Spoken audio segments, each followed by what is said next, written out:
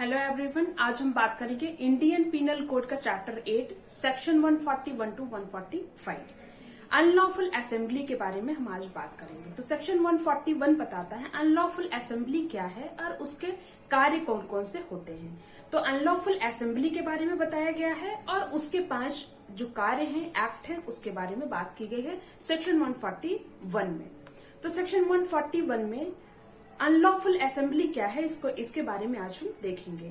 तो 5 या 5 से अधिक व्यक्तियों का जमाव अनलॉफुल असेंबली कहा जाता है, विधि विरुद्ध जमाव कहा जाता है, जबकि वह ये 5 प्रकार का कार्य करता है। वो कौन कौन से 5 प्रकार के कार्य हैं?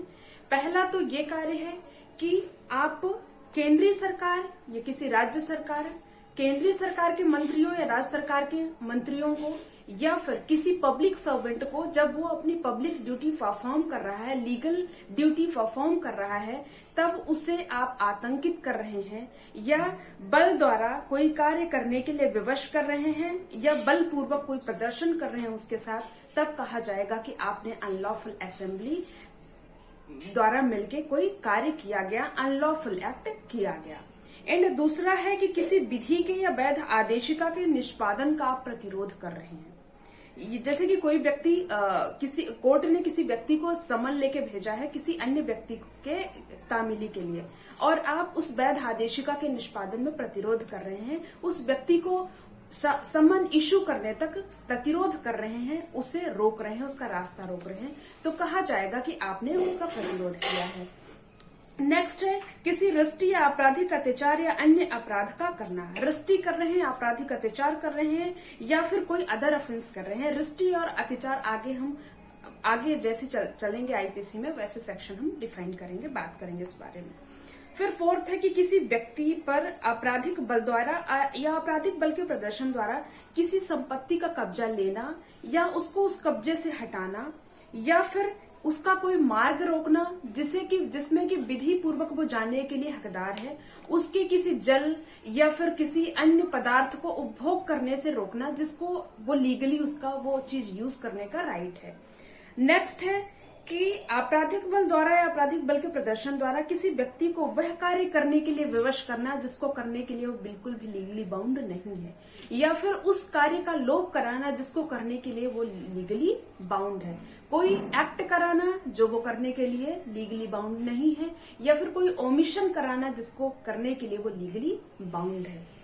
तो ये 5 प्रकार का अनलॉफुल असेंबली द्वारा जो कार्य किया जाता है तो उसे कहते हैं कि अनलॉफुल एक्ट अनलॉफुल असेंबली द्वारा किया गया है। जब 5 या 5 से अधिक व्यक्ति मिलकर एक जमाव क्रिएट करते हैं, असेंबली बनाते हैं, उसे कहते हैं अनलॉफुल असेंबली। ये बिना कोई एक्ट किए भी अनलॉफुल असेंबली अकेले ही स्वयं में एक अपराध गठित करती है, याद रखिएगा। इसको किसी एविडेंस की जरूरत नहीं होती, इसमें किसी और सेक्शन ऐड होने की जरूरत नहीं होती। अनलॉफुल असेंबली का मेंबर होना या अनलॉफुल असेंबली क्रिएट करना ही अपने आप में एक ऑफेंस है। और अगर इनके द्वारा ये 5 एक्ट करने का ऑब्जेक्ट होना चाहिए, इनका जो ऑब्जेक्ट हो अनलॉफुली ऑब्जेक्ट हो और ये 5 कार्य करने के लिए इनका ऑब्जेक्ट होना चाहिए। ये 5 एक्ट करने के लिए ये असेंबली क्रिएट कर रहे हों। इसके बाद हम देखेंगे सेक्शन 142 बताता है कि कब कोई व्यक्ति किसी अनलॉफुल असेंबली का मेंबर कहा जाएगा। तो जो कोई उन तथ्यों से परिचित होते हुए जो किसी जमाव को विधिविरुद्ध जमाव बनाते हैं, जो कोई ऐसे कार्य या फिर ऐसा जमाव जो अनलॉफुल असेंबली कहा जाता है, उसको जानते हुए उसके तथ्यों से उसके फैक्ट से परिचित होते हुए कि ये सब 5 कार्य करने के लिए जो हमने 141 में देखा वो करने के लिए असेंबल हुए हैं, ये सब जानते हुए साक्ष्य सम्मिलित होता है, इंटेंशनली उसमें जाके सम्मिलित होता है, तो कहा जाता है कि वो अनलॉफुल असेंबली का मेंबर है। फिर 143 देखेंगे कि जो कोई अनलॉफुल असेंबली का मेंबर होगा तो वो उसको पनिशमेंट कितनी मिलेगी।